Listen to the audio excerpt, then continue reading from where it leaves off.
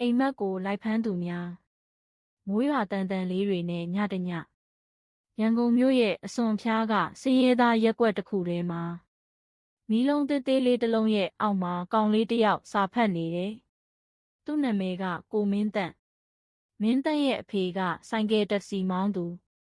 မနက်ကနေညအထိလမ်းပေါ်မှာပဲအလုပ်လုပ်ရတယ်။မင်းတန့်ရဲ့အမေကတော့လမ်းဘေးမှာမုံဟင်းကားရောင်းပြီးမိသားစုကိုထိန်းထားရသူစင်းရဲပေမဲ့မင်းတန့်မှာတစ်ခုရှိတယ်အိမ်မက်သူ့အိမ်မက်ကနည်းပညာနဲ့ဘဝကိုပြောင်းလဲခြင်းနဲ့ဆိုတာပဲတနေ့မှာတော့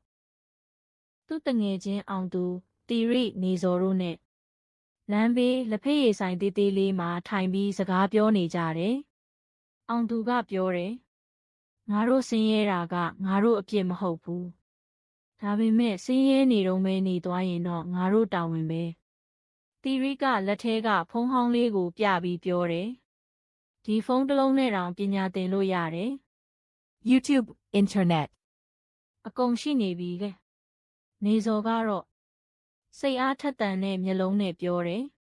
တနေ့မှာငါတို့ startup တစ်ခုထောင်မယ်မြန်မာလူငယ်တွေကိုအလုပ်ပေးနိုင်မယ်မင်းတန်းကမိုးရွာနေတဲ့ကောင်းကင်ကိုကြည့်ပြီးတိတ်တိတ်လေးပြောလိုက်တယ်ငါတို့ဘဝကိုငါတို့ပြောင်းမယ်အဲ့ဒီညမှာသူတို့၄ယောက်ဟာတခုတည်းသောဂရီးတစ်ခုကိုချခဲ့ကြတယ်စင်းရဲမှုကိုမဖြစ်မနေကြောမယ်ဒါပေမဲ့သူတို့မသိသေးတာတစ်ခုရှိတယ်ရှေ့မှာအခက်ခဲတွေရှုံးနိမ့်မှုတွေစမ်းသပ်မှုတွေအများကြီးစောင့်နေတယ်ဆိုတာကိုအဲ့ဒီညကအိမ်မက်တွေစတင်ခဲ့တဲ့ညပဲဖြစ်ခဲ့တယ်